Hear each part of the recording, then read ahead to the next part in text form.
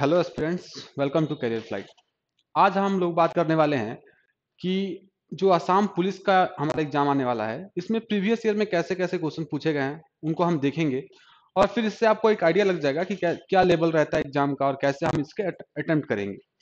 तो चलिए शुरू करते हैं। पहला क्वेश्चन आपकी स्क्रीन पर है।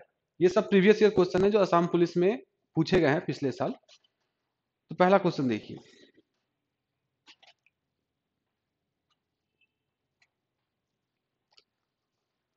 कह रहा है if the circumference of a circle is reduced by 50% then the area of the circle will reduced by. इस क्वेश्चन को तो आप बना सकते हैं, एक्स एक्स मान के बनाइएगा, लेकिन यहां पर आपको एक बात अगर पता हो तो आप बहुत जल्दी से बना सकते हैं। वो बात यह है कि आपको ये चार्ट याद रखना है कि जब भी हम सर्कल की बात करेंगे ना, जब भी सर्कल की बात होगी तो देखिए, सर्कल का एक होता है रेडियस, एक होता है सर्कमफ्रेंस, है ना, और एक क्या होता है एरिया। एरिया तो देखिए, आपको ये बात समझना होगा कि अगर सर्कल का रेडियस x% से बढ़ जाएगा, इंक्रीज करेगा, तो उसका सर्कमफ्रेंस भी x% से ही इंक्रीज करता है। ठीक है, आपको ये बात पता होना चाहिए। और उसी तरह उसका जो एरिया होता है, उसमें जो नेट चेंज आता है, नेट चेंज आता है परसेंटेज में, वो कितना होता है? तो x into x by 100, x into x by 100, इतना परसेंट का उसमें नेट चेंज आता है एरिया में। और अगर बात करें कि अगर रेडियस रिड्यूस हो जाए x% से, तो जो सर्कल का सर्कमफ्रेंस है वो भी x% से रिड्यूस हो जाता है।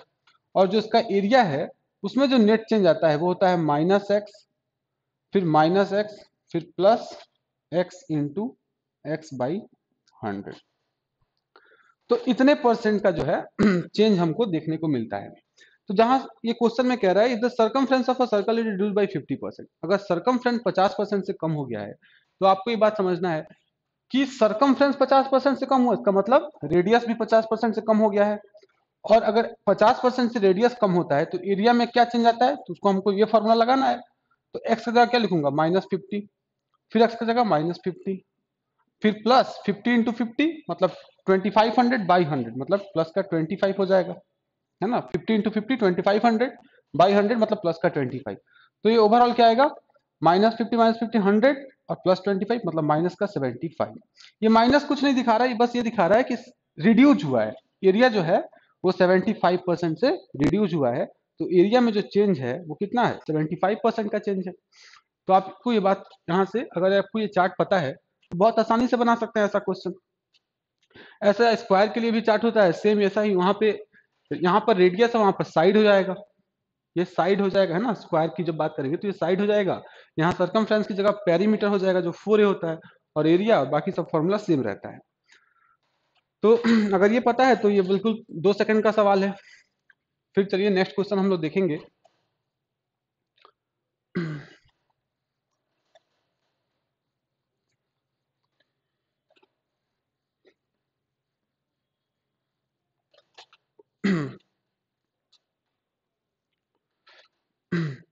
देखिए, सिंपल इंटरेस्ट का क्वेश्चन है। कह रहा है on a sum of money if the difference between simple interest and compound interest both at 10% is ₹10 in 2 years, what is the principal amount? देखिए, इसको हम दो तरीके से बना सकते हैं। एक तो तरीका ये होता है कि जब रेट ऑफ इंटरेस्ट दिया है ना 10% का, तो 10% का फ्रैक्शन बनाइए तो कितना आएगा? 1/10 आएगा ना। और टाइम कितना है? 2 साल। तो इसका मतलब आपको ये जो नीचे वाला पार्ट है ना 10, इसका स्क्वायर करना है, 10 का स्क्वायर करना है और x लगा के प्रिंसिपल मान लेना है। इससे आपको फायदा होगा, जब एक बार ऐसा आपने कर लिया कि प्रिंसिपल मान लिया 10 का स्क्वायर x मतलब 100x, तो देखिए इससे क्या आसानी हो जाएगा। प्रिंसिपल कितना है अब? 100x। ठीक है, तो 10% का इंटरेस्ट है, तो पहले साल जो सिंपल इंटरेस्ट आएगा फर्स्ट ईयर में, ये फर्स्ट ईयर है और ये है सेकेंड ईयर, ठीक है ना। फर्स्ट और ये सेकेंड ईयर का इंटरेस्ट निकाल रहा हूं। तो अगर 100x प्रिंसिपल है तो आप इस बात को समझेंगे कि 100x का 10% कितना होगा? तो 10x मतलब फर्स्ट ईयर जो इंटरेस्ट आएगा वो कितना होगा? 10x का। फिर अगले साल जब बात करेंगे तो 100x का फिर कितना? सिंपल इंटरेस्ट में क्या होता है? प्रिंसिपल का ही इंटरेस्ट निकलते जाता है। तो 100x का 10% यानी फिर 10x। है ना। सिंपल इंटरेस्ट में पहले साल 10x इंटरेस्ट आएगा और उसके अगले साल भी 10x इंटरेस्ट आएगा। लेकिन जब कंपाउंड इंटरेस्ट की बात होती है तो उसमें इंटरेस्ट पर भी इंटरेस्ट निकलता है। तो पहले साल तो ये 10x ही इंटरेस्ट रहेगा लेकिन दूसरे साल कंपाउंड इंटरेस्ट में क्या होगा कि 100x का तो पहले इंटरेस्ट निकालेंगे, वो होगा 10x, और इस 10x का भी इंटरेस्ट निकलेगा, है ना। क्योंकि इंटरेस्ट का भी इंटरेस्ट निकलता है, तो पहले साल जो इंटरेस्ट आ गया है उस पर भी इंटरेस्ट लगेगा 10% का। तो इस 10x का 10% कितना होगा, x। यानी आप ये समझ सकते हैं यहां से कि जो सिंपल इंटरेस्ट है वो कितना है, तो इन दोनों को जोड़ दो यानी 20x, और जो कंपाउंड इंटरेस्ट है वो क्या है, तीनों को जोड़ दो, है ना। इस इंटरेस्ट का भी इंटरेस्ट जोड़ दो, सब जोड़ दो, तो कितना हो जाएगा कंपाउंड इंटरेस्ट। देखिए सिंपल इंटरेस्ट कितना आया 20x, और कंपाउंड इंटरेस्ट कितना आया, तो वो आ जाएगा 21x। ठीक है तो हमको दिख रहा है कि इन दोनों में डिफरेंस कितने का है, x का, और उस x का वैल्यू कितना दिया हुआ है, कहा गया ना कि 2 साल में डिफरेंस कितना है सिंपल इंटरेस्ट और कंपाउंड इंटरेस्ट में, 10 रुपीज का। तो x का वैल्यू 10, तो 100x प्रिंसिपल माना है तो x की जगह 10 रख दूंगा, तो 100 इंटू 10 मतलब 1000, तो प्रिंसिपल का वैल्यू 1000 हो जाएगा, यही मेरा आंसर है ना। तो एक तो ये तरीका होता है। दूसरा तरीका, आपको एक फॉर्मूला भी लिखवाया जाता है सिंपल इंटरेस्ट कंपाउंड इंटरेस्ट के इस टाइप के क्वेश्चन के लिए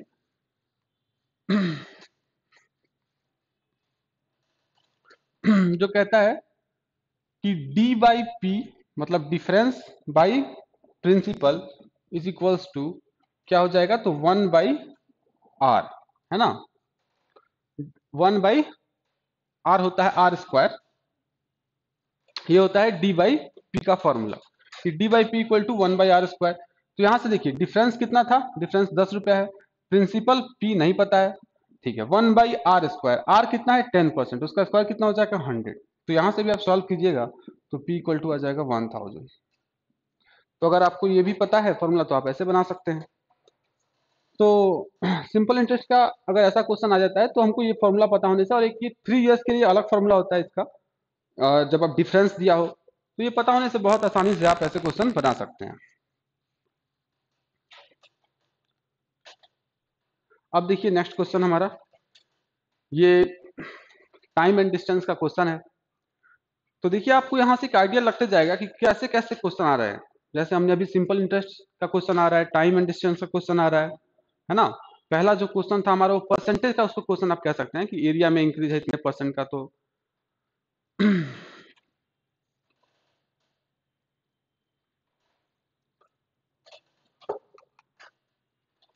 अब देखिए ये जो है ना एक अच्छा क्वेश्चन है। कह रहा है train leaves Jorhat at 5 AM and reaches Guwahati at 11 AM। तो मान लीजिए ये जोरहाट है और ये है गुवाहाटी, है ना।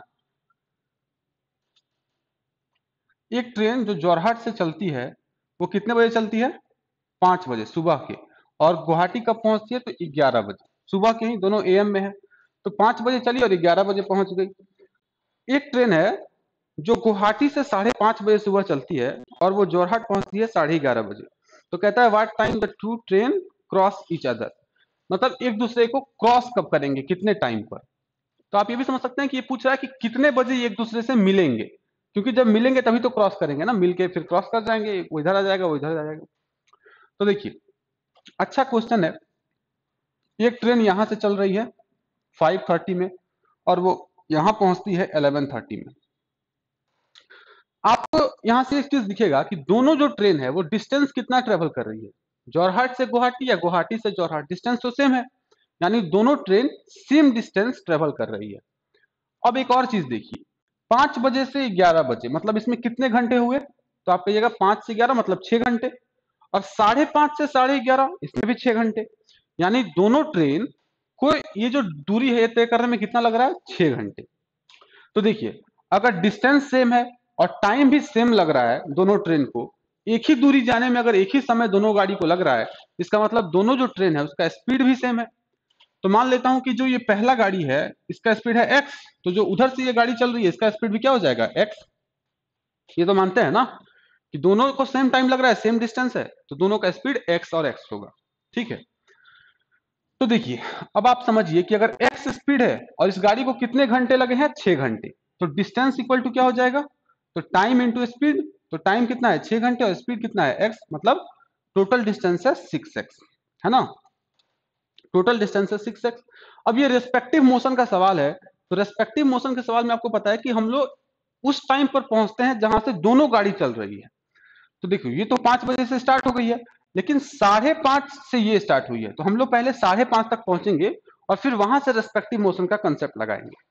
तो देखिए 5:30 तक मुझे अगर निकालना हो कि ये जो जोरहाट से गाड़ी चली है कहां तक पहुंच गई होगी, कितना दूरी चल गई होगी, तो मुझे ये दिख रहा होगा कि अगर 6 घंटे में वो 6x दूरी जाती है, तो 1 घंटे में कितनी दूरी जाएगी x, और आधे घंटे में x/2, यानी आधे घंटे में 5 से लेकर 5:30 तक वो जो ट्रेन है यहाँ वाली वो कहां तक चली गई होगी। तो आप कहिएगा देखिए 6 घंटे में 6x दूरी, तो 1 घंटे में x, तो आधे घंटे में x/2 दूरी चली गई होगी। तो अब इन दोनों ट्रेन के बीच का डिस्टेंस कितना बचा, तो 6x टोटल डिस्टेंस है, इसमें x/2 तो ये चली गई है, तो 6x में से इसको घटा देंगे तो ये हो जाएगा 11x/2, यानी अब जो टोटल डिस्टेंस है इन दोनों ट्रेन के बीच यहां से वो है 11x/2। और हमको पता है कि जब दोनों ट्रेन एक दूसरे के पास आ रही है तो जो रेस्पेक्टिव मोशन में स्पीड क्या होता है कि जुड़ जाता है, मतलब इसका स्पीड x और उसका स्पीड x जुड़ जाएगा। तो अब टोटल स्पीड कितना हो गया 2x, और टोटल डिस्टेंस कितना है 11x/2, तो total distance by total speed 2x। ये हमको निकालेगा टाइम कि कितना टाइम में ये दोनों मिल जाएंगे। तो यहां से एक्स एक्स कट जाएगा और कितना हो जाएगा, ये आएगा 11/4। इसको अगर चाहूं तो लिख दूंगा 4 2 8 और 3/4, मतलब 2 3/4 आवर। यानी हमने रेस्पेक्टिव मोशन कब से शुरू किया था 5:30 बजे से, यानी 5:30 बजे के बाद 2 3/4 आवर लगेगा और ये दोनों ट्रेन मिल जाएंगे। तो बस थोड़ा सा इतना ही समझना था आपको। फिर क्या है 2 3/4 आवर को मैं क्या लिख सकता हूँ, अगर मिनट में बदलूं तो 2 आवर का तो 2 आवर और 3/4 आवर मतलब 45 मिनट्स, है ना।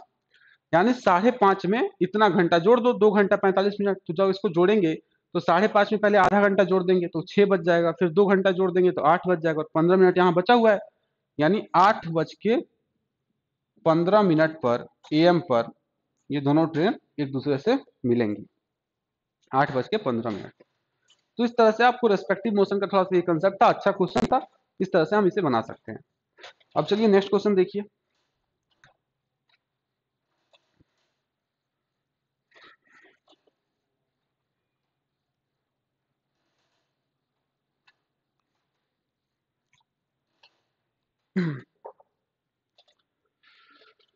अब ये टाइम एंड वर्क का क्वेश्चन है। तो आप देख रहे हैं आपके एग्जाम में 10 क्वेश्चन लगभग आते हैं मैथ के, तो वो सारे ही चैप्टर्स जो अरिथमेटिक के इंपॉर्टेंट चैप्टर्स माने जाते हैं वो सब उसमें वो कवर कर लेगा। तो time and distance, profit and loss, average, percentage, simple interest, compound interest, इन सारे के क्वेश्चन आपको देखने को मिलेंगे एग्जाम में। तो एक एक करके आप मतलब यहाँ से आइडिया लगाते रहिए कि आपको एग्जाम के लिए क्या क्या पढ़ना है। और कह रहा है A can do a piece of work in 12 days and B can do it in 24 days. अगर दोनों साथ काम करें तो कितने दिन में कर देंगे। तो टाइम एंड वर्क का आसान सा सवाल है, ए किसी काम को कितने दिन में कर सकता है 12 दिन में, और बी कर सकता है 24 दिन में। तो हम ऐसे क्वेश्चन में क्या करते हैं कि एक कॉमन काम मान लेते हैं। तो 12 और 24 कैल्शियम लेके कॉमन काम मानते हैं, तो 12 और 24 कैल्शियम क्या होगा 24। तो आप मान लीजिए कि 24 यूनिट काम है, या फिर ऐसा भी आप मान सकते हैं कि 24 खिलौने बनाने हैं। तो अगर 24 खिलौने बनाने हैं, ए को कितना दिन लगता है 12 दिन, तो इस 12 से 24 में डिवाइड करूंगा तो कितना आएगा 2। मतलब एक को एक दिन में कितने खिलौने बनाता है 2। ये जो है वो एक दिन में कितने खिलौने बनाता है 2, तभी तो 12 दिन में 24 खिलौने बना देगा। उसी तरह बी का अगर 24 दिन लगता है 24 खिलौने बनाने में, तो एक दिन में कितना एक, है ना। तो अब हमको यहां से निकल गया कि ए एक दिन में कितना काम करता है 2 यूनिट, और बी कितना करता है 1 यूनिट। तो दोनों अगर मिल जाए तो एक दिन में कितना काम होगा, तो 2 + 1 यानी 3 यूनिट, और टोटल काम कितना है 24। तो 24 को 3 से डिवाइड करूंगा तो आएगा 8, यानी अगर दोनों मिलके एक दिन में 3 यूनिट काम करते हैं तो 8 दिन में ही तो 24 कर देंगे ना। यानी आंसर होगा दोनों मिलके कितने दिन में काम कर देंगे 8 दिन में। तो आसान सा सवाल है, इसको टाइम एंड वर्क के आसान से तरीके से हम बना सकते हैं। ठीक है, अगला क्वेश्चन देखिए।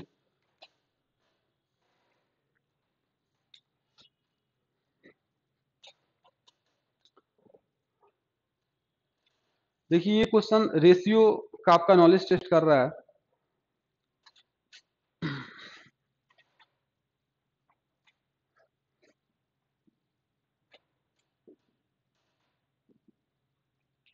देखिए 2600 2600 रुपीज को ए बी सी में बांटा गया है और रेशियो अब की बार दिया है 1/2, रेशियो 1/3, रेशियो 1/4, यही दिया है ना, 1/2 1/3। तो बस आपको बस इतना पता होना चाहिए कि रेशियो में अगर कहीं लिखा हो 2:4, इसमें मैं 2 से मल्टीप्लाई कर दूं तो ये हो जाएगा कितना, 4:8। तो 2:4 में और 4:8 में कोई अंतर नहीं है। कोई कहे कि मैं अपने प्रॉपर्टी को अपने दो बच्चों में 2:4 के रेशियो में बांटूंगा, कोई कहे कि मैं 4:8 के रेशियो में बांटूंगा, कोई कहे कि मैं 1:2 के रेशियो में बांटूंगा, तो सब एक ही बात कह रहे हैं। हर केस में जो दोनों का शेयर आएगा वो सेम ही होगा। तो आप ये बात समझते हैं कि रेशियो में आप किसी भी एक नंबर से मल्टीप्लाई करेंगे तो उससे कोई चेंज नहीं आता है, उससे कोई चेंज नहीं आता है। तो ये फ्रैक्शन में रेशियो दिख रहा है, तो हम लोग इसमें क्या करते हैं कि 2, 3 और 4 का एलसीएम लेते हैं और उससे मल्टीप्लाई कर देते हैं, ताकि जो फ्रैक्शन है ना, फ्रैक्शन खत्म हो जाए।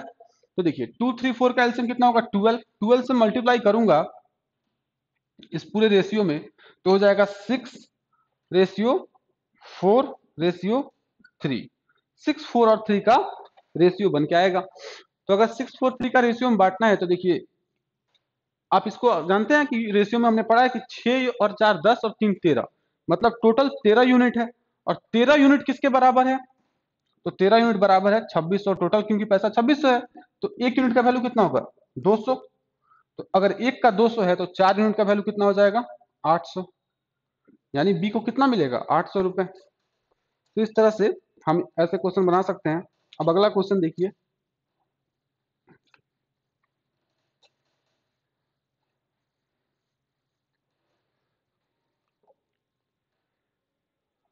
ये देखिए एवरेज का क्वेश्चन है।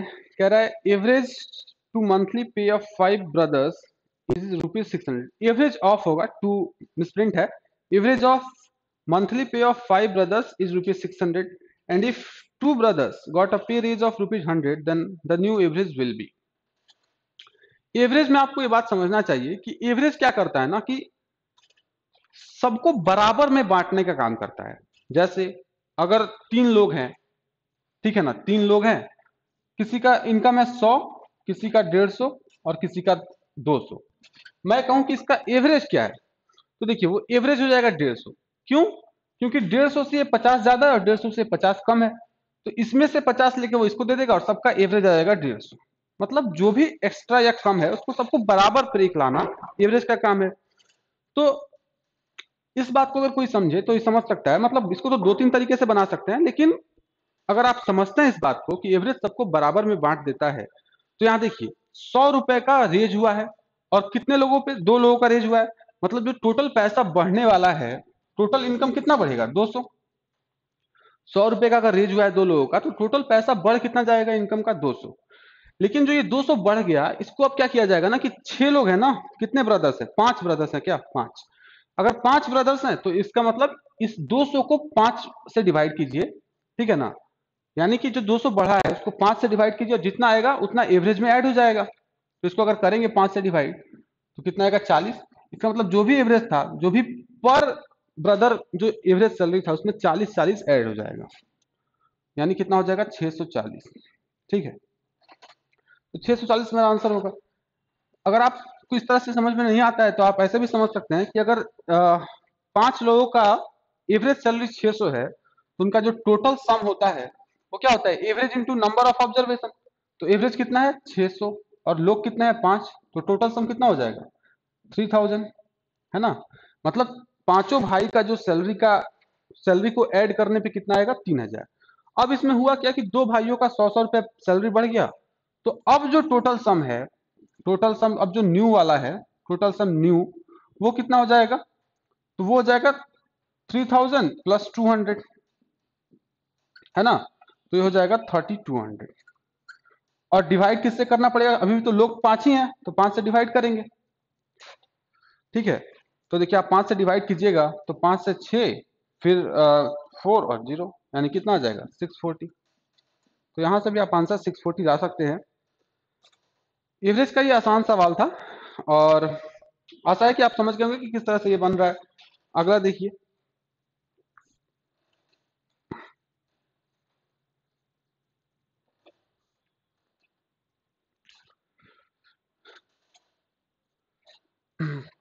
कह रहा है a boy was asked to write 2 to the power 5 and 9 to the power 2, but he wrote 2592.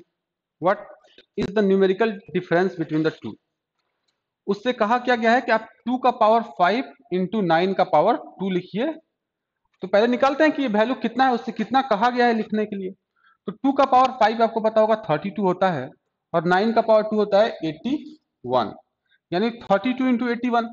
तो इसको कैसे मल्टीप्लाई करूंगा, 81 यहां लिख लूंगा, 1 2 जा 2, 1 3 जा 3 और 8 2 जा 16, 16 और 3 19 का 9, 1 बचा, 8 3 जा 24 और 1 25, यानी ये आ रहा है 2592। इसका मतलब उसको कहा गया था लिखने को 2592, और उसने लिखा कितना है, 2592 ही लिखा है ना, जितना कहा गया था उतना ही लिखा है।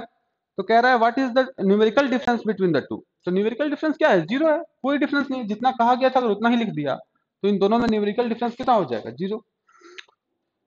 तो देखिए ये प्रीवियस ईयर क्वेश्चन है, इसका मतलब ऐसे भी क्वेश्चन आ रहे हैं एग्जाम में, तो आपको बिल्कुल भी नहीं घबराना है मैथ के लिए। तो क्योंकि मैथ के आसान ही क्वेश्चन आपके एग्जाम में आ रहा है, अगर आप थोड़ा सा भी ध्यान देंगे मैथ पर तो आराम से मैथ के क्वेश्चन बना सकते हैं। फिर देखिए क्वेश्चन नंबर 8,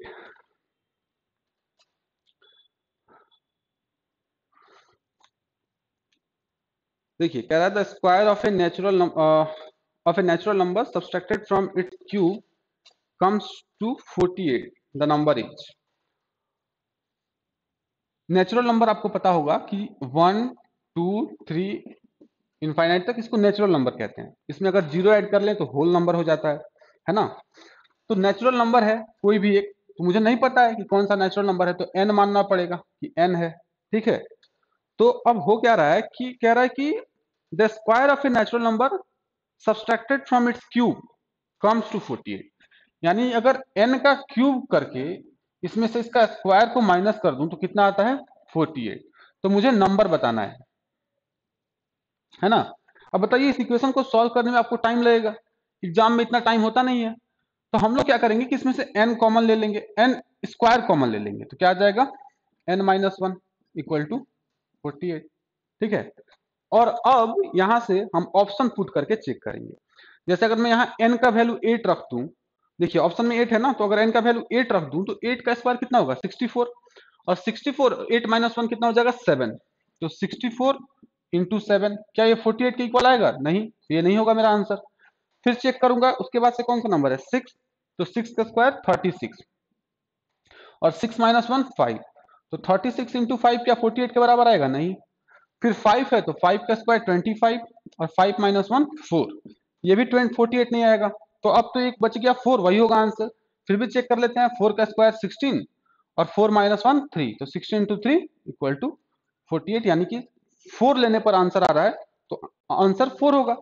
तो कई बार आपको एग्जाम में ऑप्शन से भी जाके आंसर निकालना होता है, तभी आप जल्दी कर सकते हैं, सॉल्व करके बनाने लगेंगे तो टाइम लगेगा। तो ये एक अप्रोच है कि ऑप्शन से भी जाके आप निकाल सकते हैं आंसर, ठीक है। अगर मल्टीपल चॉइस क्वेश्चन टाइप का आपका एग्जाम है तो इसमें आपको ये ऑप्शन से जाने की हैबिट होनी चाहिए, अप्रोच लेने की। चलिए नेक्स्ट क्वेश्चन देखते हैं।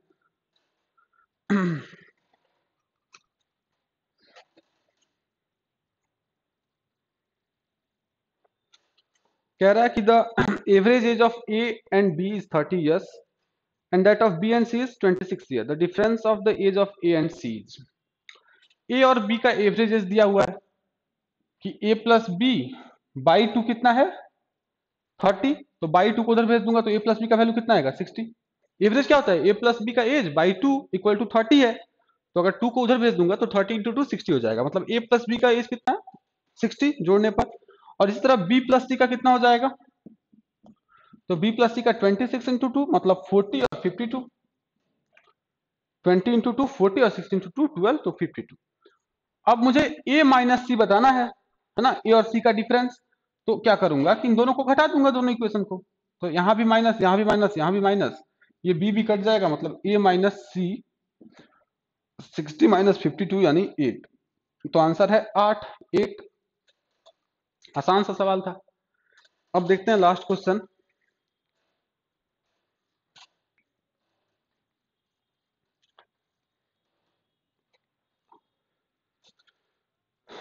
देखिए एवरेज का सवाल है, कह रहा है average of 6 number is 8, one more number is added and the average become 9, what was the additional number. तो देखिए इसको कई तरीके से बना सकते हैं। अगर बिल्कुल बेसिक से बनाऊं तो कैसे बनाऊंगा, कह रहा है कि 8 नंबर का एवरेज है 6, तो उनका सम कितना हो जाएगा 8 इंटू 6 मतलब 48, है ना। कह रहा है कि इसमें एक नंबर ऐड कर देने पर एवरेज हो जाता है 9, तो नंबर क्या है, तो मान लीजिए वो नंबर x है, तो 8 नंबर का सम 48 प्लस x डिवाइडेड बाई 9, नहीं 6 नंबर, माफ कीजिएगा 6 नंबर है, तो 6 नंबर का सम कितना है, 6 नंबर का एवरेज कितना है, the average of 6 number is 8, तो 6 नंबर का एवरेज अगर 8 है तो उनका सम कितना होगा 6 इंटू 8 48। अब एक और नंबर आ गया x, तो अब सम कितना हो जाएगा 48 प्लस x, और नंबर कितने हो जाएंगे 7, और अब जो एवरेज है वो 9 है, तो यहां से सॉल्व करूंगा तो 7 9 जा 63, x का वैल्यू आएगा 63 माइनस 48 जो कि होगा 15। तो एक ये तरीका आप अपना सकते हैं कि x मान लिया, जो नंबर है उसको x मान लिया, फिर इस तरह से बना लिया, है ना। एक तो ये तरीका आप अपना सकते हैं, और दूसरा एक तरीका, जैसे इसमें मैंने क्या किया कि अगर 6 नंबर है उनका एवरेज है 8, तो उनका सम कितना हो जाएगा 48, 8 6 दा, और एक जो नंबर आ रहा है उसको x मान लीजिए, तो 48 प्लस एक्स डिवाइडेड बाई 7, क्योंकि अब 7 नंबर हो गए और इनका एवरेज हो जाता है न्यू एवरेज 9। तो यहाँ से सॉल्व कीजिएगा तो 9 7 जा ये 63, और x का वैल्यू आ जाएगा 63 माइनस 48 जो कि होता है 15। तो ऐसे बना सकते हैं। दूसरा क्या कर सकते हैं, आपको ये पता होना चाहिए कि अगर 8 नंबर है उनका एवरेज है 6 नंबर है उनका एवरेज है 8, और एक नंबर और आ रहा है और सातों नंबर का एवरेज होता है 9, तो एक मेथड होता है हमारा जिसमें हम इससे कंपेयर करते हैं, तो 9 से कितना कम है तो -1, और 6 वैल्यू पे तो -6 हो जाएगा, यानी अगर ये -6 हो रहा है तो यहाँ +6 होगा, तो 9 प्लस 6 यानी ये नंबर होगा 15। ये एक थोड़ा फास्ट करने का मेथड होता है, अगर आप ये जानते हैं तो अच्छी आपको समझ में आएगा, नहीं जानते तो आप हमारे कैरियर फ्लाइट के ऐप पर जाइए, वहाँ एवरेज का वीडियो देखिए, आपको ये सब मेथड क्लियर हो जाएगा कि ये भी एक मेथड होता है, इस तरह से हम कर सकते हैं एवरेज में। तो यही है, मतलब आपको यहाँ से समझ में आया होगा कि कैसे कैसे क्वेश्चन आपके एग्जाम में आ रहे हैं और फिर कैसे उनको आपको अटेम्प्ट करना है। ठीक है, तो फिर मिलते हैं आपको अगले वीडियो में। इसी सीरीज का सेकंड पार्ट आएगा, फिर हम इसमें और भी 10-12 क्वेश्चन डिस्कस करेंगे। तब तक के लिए थैंक यू।